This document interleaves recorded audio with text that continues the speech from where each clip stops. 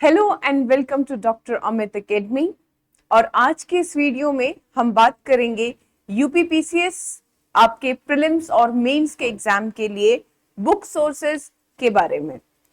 और जैसा आप सब लोगों की डिमांड थी कि आप लोगों को सोर्सेज बताए जाएं, तो इस वीडियो में हम कॉम्प्रिहेंसिवली सारे सोर्सेज देखेंगे। सिर्फ प्रीलिम्स के सोर्सेज की बात नहीं होगी, मेंस के भी सोर्सेज रहेंगे। तो आपको जब भी आप मटेरियल करें कोई भी एग्जाम का, चाहे यूपीपीसीएस हो, चाहे आरएएस हो, चाहे एचसीएस हो, चाहे जीपीएससी हो, तो आपको एक चीज हमेशा ध्यान रखनी चाहिए, दैट लेस इज मोर। मूल मंत्र हमेशा ये रहना चाहिए कि आपको एक ही बुक को 10 बार पढ़ना है, ना कि 10 बुक्स को जिन्हें आप एक बार पढ़ रहे हैं। ठीक है, तो आपको एक किताब को 10 बार पढ़ना है, ये आपका मूल मंत्र होना चाहिए। और इसी के साथ ही, इसी को ध्यान में रखते हुए मैंने आप लोगों के लिए ये बुक लिस्ट की वीडियो प्रिपेयर करी है। तो आप लोगों के अगर कोई डाउट हो या किसी तरीके की कोई प्रॉब्लम हो तो आप वो हमसे पूछ सकते हैं। इसी बुक लिस्ट के बेसिस पे आप आने वाले 3 महीनों में कैसे एक होलिस्टिक प्रिपरेशन कर सकते हो। और यहां मेरा मतलब केवल प्रीलिम्स की तैयारी से नहीं है। देखो, आप अगर प्रीलिम्स के लिए तो ऐसा है कि अगर आप 1 महीने शांति से और बढ़िया से प्रीवियस ईयर क्वेश्चंस को लगा लो, लिस्टिंग कर लो, सारी होते ना वन लाइनर टाइप चीजें आप याद कर लो, तो प्रीलिम्स हो जाएगा।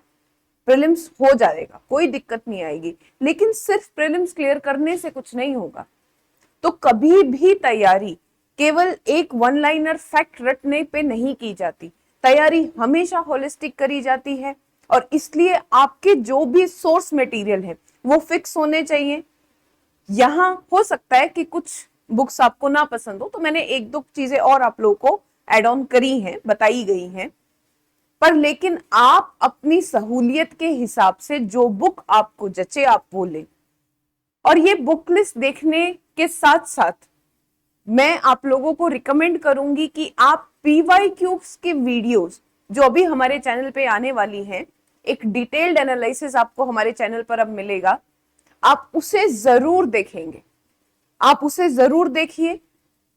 और जब आप उसे देखेंगे तो उसे देखकर आप समझ पाएंगे कि आपके स्ट्रॉन्ग और वीक एरियाज क्या है। चाहे आप आज से अपनी प्रिपरेशन शुरू कर रहे हैं, चाहे आप पहले से प्रिपरेशन में। अगर आप पहले से प्रिपरेशन में हैं तो आपको ये समझ में आएगा कि आप कौन से क्वेश्चंस नहीं कर पा रहे हो। और अगर आप आज से प्रिपरेशन माफ कीजिएगा, अगर आप पहले से प्रिपरेशन में हैं तो आप ये देख पाएंगे कि आपके कहां गलतियां रही हैं। और अगर आप आज से अपनी प्रिपरेशन शुरू कर रहे हो तो आप अपनी स्ट्रैटेजी फॉर्म कर पाओगे। अब उसके साथ ही इस वीडियो को शुरू करते हैं। तो देखो, सबसे पहले first and foremost, less is more. इस बात का आपको ध्यान रखना है कि बार बार रिवीजन पे हमारा फोकस होना चाहिए। ये सब शुरू होने से पहले आप लोगों को एक चीज जो मैं बताना चाहूंगी, भाई कोई भी इमारत तब मजबूत बनती है जब आपकी नींव मजबूत हो। और किसी भी प्रिपरेशन की अगर मुझसे पूछा जाए कि यूपीपीसीएस की नींव क्या है, फाउंडेशन क्या है, कहां से प्रीलिम्स और मेंस, देखो कहा जाता है और ये बात बिल्कुल सच भी है कि मेंस और प्री की तैयारी एक साथ होती है। पर ये बात भी उतनी ही सच है कि दोनों की स्ट्रैटेजी अलग होती है और दोनों में फोकस एरिया का डिफरेंस रहता है। ये बिल्कुल सच है। अब इसको कोई डिनाई करे तो करे, लेकिन ये बिल्कुल हो सकता है कि आपकी प्रिपरेशन केवल प्री फोकस है और मेंस में आपका ध्यान नहीं गया। या ये भी हो सकता है कि आपका मेंस बहुत अच्छा हो लेकिन आप प्रीलिम्स उतना अच्छा नहीं कर पाते क्योंकि आपका फैक्ट्स के ऊपर ध्यान नहीं है। और ये एक बात और मैं आप लोगों से कहना चाहती हूँ, ये जो कुछ लोग बोलते हैं ना कि मेरे कॉन्सेप्ट्स बड़े अच्छे हैं पर एक्चुअली मैं क्या करूं, मुझे फैक्ट्स याद नहीं होते। देखो, अगर आप पीसीएस में आए हो, इस एग्जाम में आपने, वो कहते हैं ना कि अगर इस एग्जाम में आपने सोच ही लिया है कि आपको करना है तो भाई चाहे फैक्ट्स हो चाहे कॉन्सेप्ट हो, सब करना पड़ेगा। ना केवल फैक्ट्स से काम चलेगा। बहुत लोग होते हैं उनके फैक्ट्स बड़े स्ट्रांग होते हैं लेकिन मेंस कभी नहीं होता। लेकिन बहुत आपके कितने ही बढ़िया, सेम यही बात है कि कितने ही बढ़िया कॉन्सेप्ट हो लेकिन फैक्ट अच्छे नहीं है तो भी काम नहीं चलेगा। तो जो हमारे बुक लिस्ट है, जो हमारे सोर्सेस हैं, वो इन्हीं दो बेसिस पे होने चाहिए कि वो हमारे फैक्ट को भी स्ट्रॉन्ग करे और वो हमारी सब्जेक्ट की अंडरस्टैंडिंग को भी डेवलप करे। इस तरीके को, इस चीज को मिलाकर ही एक कॉम्प्रिहेंसिव सोर्स जो है वो मटेरियल आपका बनता है। और अगर आप लोग ये चाहते हो कि एक स्ट्रैटेजी वीडियो भी आप लोगों को दी जाए कि इन 3 महीनों का बेस्ट यूटिलाइजेशन कैसे किया जाए, अगस्त, सितंबर, अक्टूबर, नवंबर बेस्ट तरीके से कैसे यूटिलाइज करे जाए, आपके प्रीलिम्स की प्रिपरेशन को कंप्लीट करने के साथ साथ मेंस की भी चीजें साथ में लेते हुए, तो आप प्लीज कमेंट सेक्शन में हमें बताइएगा। तो चलिए इसके साथ शुरू करते हैं। और मैंने बताया कि मेरे हिसाब से यूपी पीसीएस की अगर इमारत शुरू करनी है तो इसकी फाउंडेशन में है एनसीईआरटी और पीवाईक्यू। पीवाईक्यूज पे एक डिटेल्ड सीरीज आपको हमारे चैनल पे मिलेगी। तो आपको ये पीवाईक्यूज करने हैं और आपको एनसीईआरटी मस्ट है ये, ठीक है। चाहे यहाँ पे कुछ स्पेसिफिक होता है, कुछ एनसीईआरटी में कुछ स्पेसिफिक चीजें होती है, बट स्टिल देखो एनसीईआरटी आपको जरूर एक बार करनी चाहिए। चाहे डायरेक्टली चीजें आपके सिलेबस में नहीं है, पर वो कहीं ना कहीं मेंस में जाके कहीं भी जाके लिंक जरूर होती है। ओके, तो सबसे पहले history and art and culture, तो एनसीईआरटी आपकी फाउंडेशन रहेगी। देखो एनसीईआरटी इसमें क्या, एंशिएंट इंडिया के लिए ओल्ड एनसीईआरटी आप कर सकते हो आर.एस. शर्मा की। इसमें हड़प्पा से मिडीवियल जो पीरियड है उस तक इजीली सारी क्रोनोलॉजी और सारी चीजें दी गई हैं। Then medieval India Satish Chandra, modern India के लिए ओल्ड एनसीईआरटी बिपिन चंद्र आप कर सकते हो। और 6 to 12th की एनसीईआरटी की सीरीज आपको करनी है यहाँ पे, ठीक है। 6 to 12th की आपको एनसीईआरटी करनी है। यहाँ आपको जो बात याद रखनी है, एनसीईआरटी को पढ़ना कैसे है। बहुत लोग, आप सब लोगों को मुझे पता है जो ये वीडियो देख रहे हैं, शायद ये तो पता होगा कि एनसीईआरटी करना है, पर उस एनसीईआरटी को करना कैसे है ये भी आपको पता होना चाहिए। मैं आपको बताती हूँ। जब आप ये एनसीईआरटी पढ़ो, ठीक, आपने रीड कर लिया, और मैं ये मान के चल रही हूँ कि जब आप एनसीईआरटी को पूरा डिलीजेंटली पढ़ते हो तो एक दिमाग में आपके स्टोरी या एक सीक्वेंस जो इवेंट की वो बन जाती है। आप अपने पास कम से कम 2 हाइलाइटर रखेंगे और उस एनसीईआरटी में फर्स्ट जब आप रीडिंग करें, कम से कम भी 3 रीडिंग आपकी एनसीईआरटी की होनी चाहिए, ठीक है। 3 रीडिंग। जब आप पहली रीडिंग करें, ठीक है, तब आप कुछ भी उसमें हाईलाइट नहीं करेंगे, उसे वैसे ही चलने देंगे। जब उसी बुक की, जैसे मैं सपोज यहाँ पे आर.एस. शर्मा की बात करती हूँ, पहली रीडिंग में कुछ नहीं करना है, सिर्फ रीड करना है, कोशिश करना है चीजों को समझने की। फिर आएगी दूसरी रीडिंग की बारी, ठीक है। पहली रीडिंग एकदम फास्ट हो जानी चाहिए। दूसरी रीडिंग में हो सकता है पहली रीडिंग का कुछ आपको रिटेन हो, तो दूसरी रीडिंग में आपको हाइलाइटर से केवल कुछ फैक्ट्स जो आपको लग रहा है कि इंपॉर्टेंट है उनको मार्क करना है, और उसके बाद आपको वो दूसरी रीडिंग करनी है। इन एनसीईआरटी के कहीं नोट्स नहीं बनाने हैं, ठीक है। आपकी बुक एनसीईआरटी ही आपके नोट्स हैं। तो सेकंड रीडिंग में कोई भी अपनी पसंद का हाइलाइटर लो और उससे आप हाईलाइट करते चलो जो चीजें आपको थोड़ी यूनिक लग रही है। इसमें क्या क्या हाईलाइट करना है, जैसे अगर कोई फैक्ट है, ठीक है, कोई एडमिनिस्ट्रेशन के का मतलब कोई भी, जैसे जो एडमिनिस्ट्रेशन में लोग होते हैं उनके अलग अलग डेजिग्नेशन थे, उनके कोई नाम है, जो आपकी बॉक्स में चीजें दी गई है, या कोई और आपको इंफॉर्मेशन लग रही है, आप उसको हाईलाइट करते चलो। सेकेंड रीडिंग के बाद बारी आएगी थर्ड रीडिंग। थर्ड रीडिंग में आपका मेजर फोकस ये होना चाहिए जो चीजें आपने हाईलाइट करी है उनमें से आपको कितनी याद है, ठीक है। अब फिर आप एक और हाइलाइटर लोगे और इस बार जो आपने चीजें ऑलरेडी हाईलाइट करी थी उसमें से आपको जो याद नहीं है आप केवल उसे मार्क करेंगे, और तब आपके जो ये नोट्स हैं एनसीईआरटी के, जो पूरा चैप्टर इतना बड़ा था वो घट के, अब आगे जब आप कभी भी उस चैप्टर को रिवाइज करेंगे तो आपका मेन फोकस उसी टॉपिक पे जाएगा, उसी जगह पे जाएगा जिसे आप बार बार भूल रहे थे। लेकिन ये काम करना कब है, कम से कम एक रीडिंग में कुछ नहीं करना और बहुत ध्यान से वो रीडिंग करनी है। सेकेंड रीडिंग में आप चाहें, और अगर आपको ये लग रहा है ना, देखो ये कोई हार्ड एंड फास्ट रूल नहीं होता, अगर आपको ये लग रहा है कि सेकेंड रीडिंग में भी समझ में नहीं आए तो सेकेंड रीडिंग में भी कुछ मत करो, थर्ड रीडिंग और फोर्थ रीडिंग में ये चीज करनी है। इस तरीके से हर सब्जेक्ट की एनसीईआरटी पढ़नी है, ठीक है।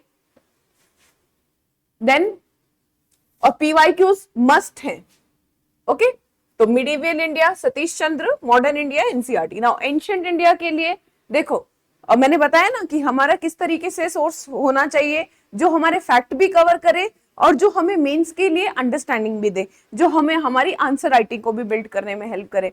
तो एंशिएंट इंडिया के लिए देखो, आप ओल्ड एनसीईआरटी कर सकते हो, सफिशिएंट है, प्लस इल्यूशन कर सकते हो प्रीलिम्स पॉइंट ऑफ व्यू से।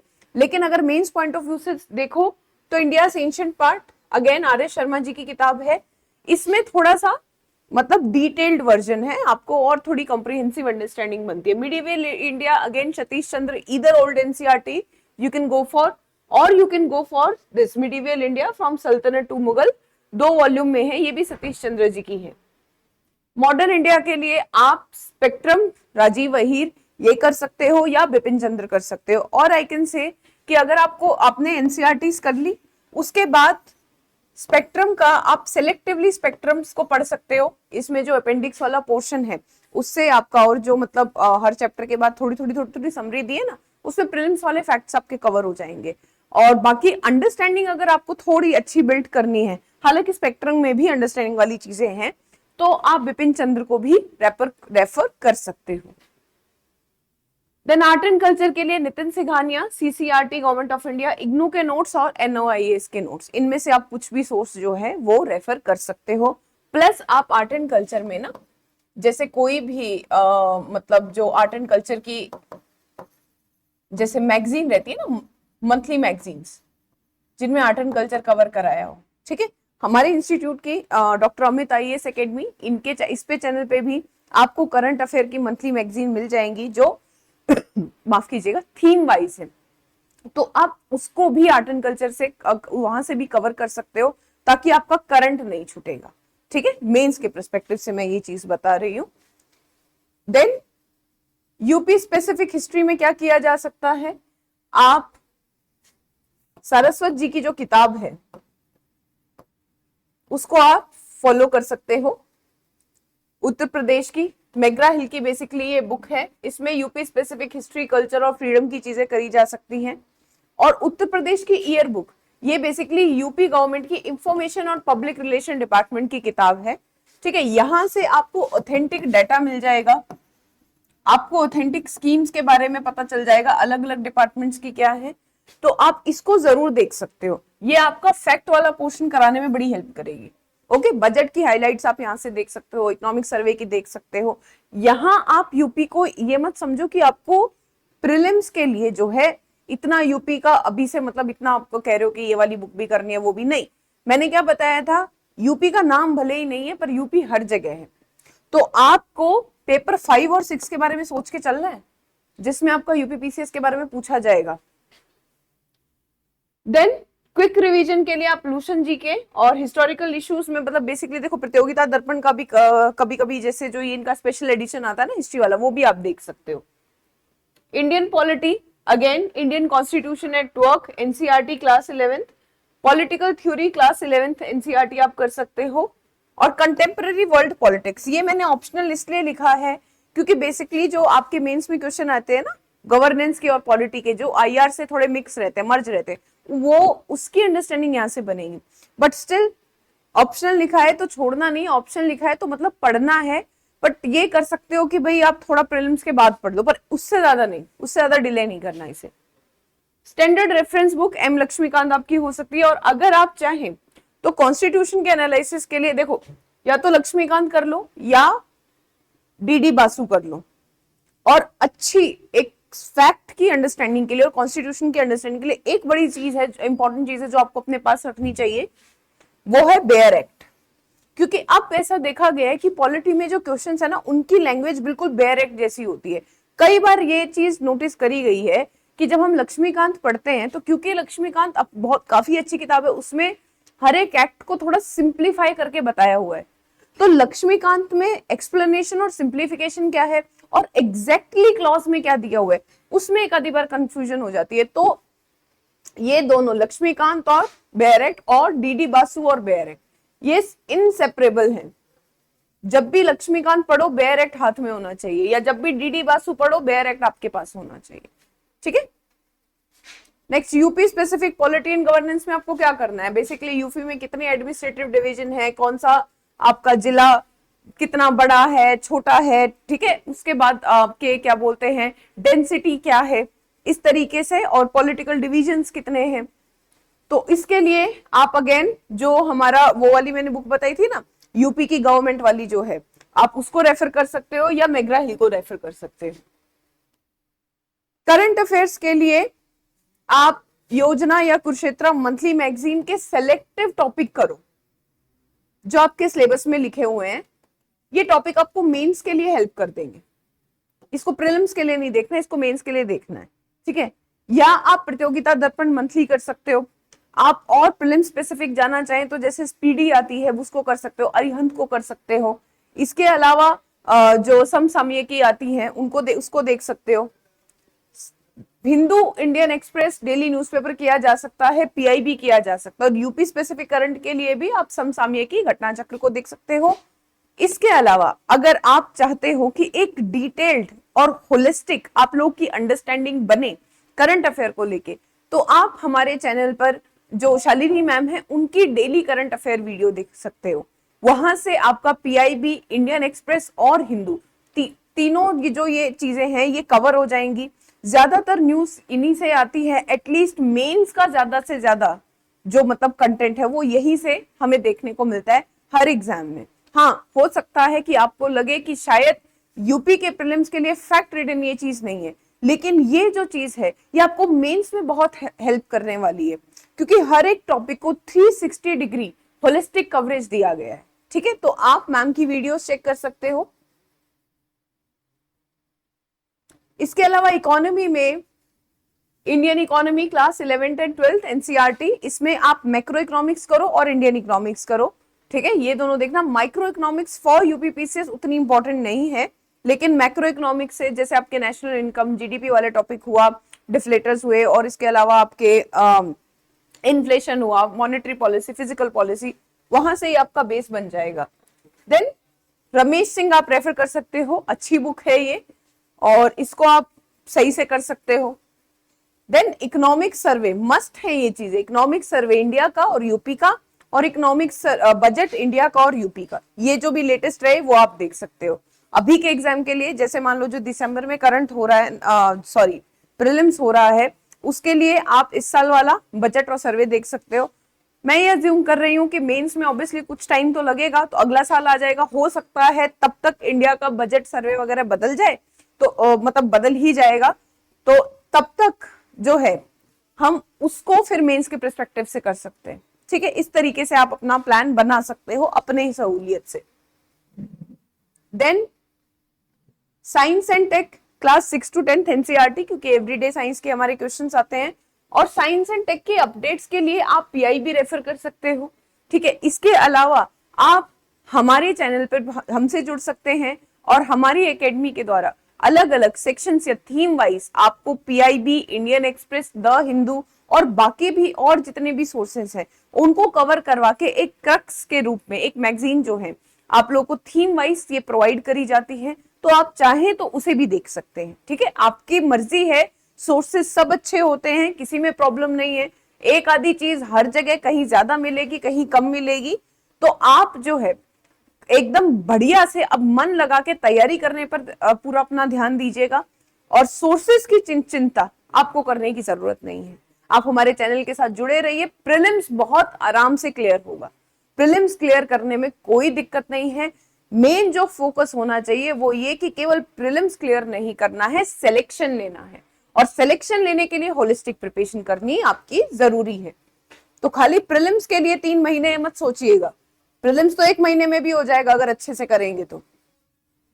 चलिए ज्योग्राफी में आप class 11th fundamental of physical geography और इंडियन ज्योग्राफी, ये दोनों ये मस्ट है भाई, इसको कोई नहीं छोड़ेगा। और यहाँ पे ज्योग्राफी में तो देखो एनसीईआरटी 6 to 12 तो मोस्ट इंपॉर्टेंट है ही, उसमें भी अगर थोड़ा निकाला जाए तो 11th 12th की बहुत इंपॉर्टेंट है। और इनके साथ और जो चीज सबसे ज्यादा इंपॉर्टेंट है वो है आपकी एटलस जरूर करनी है सभी लोगों को, ठीक है।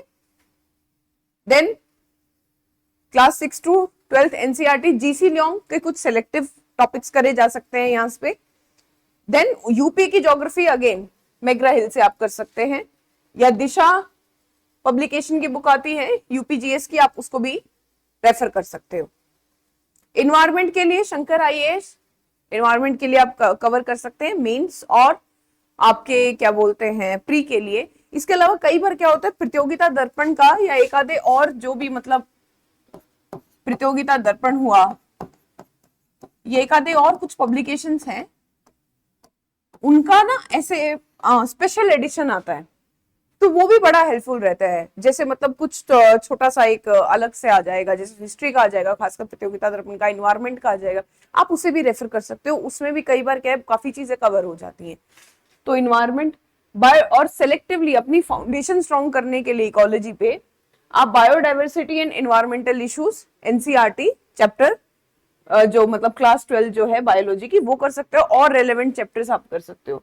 इसके अलावा मोस्ट इंपॉर्टेंट है India state of forest report और यूपी का फॉरेस्ट रिपोर्ट, इसे कोई स्किप नहीं करेगा, ये करना बड़ा जरूरी है। ठीक है,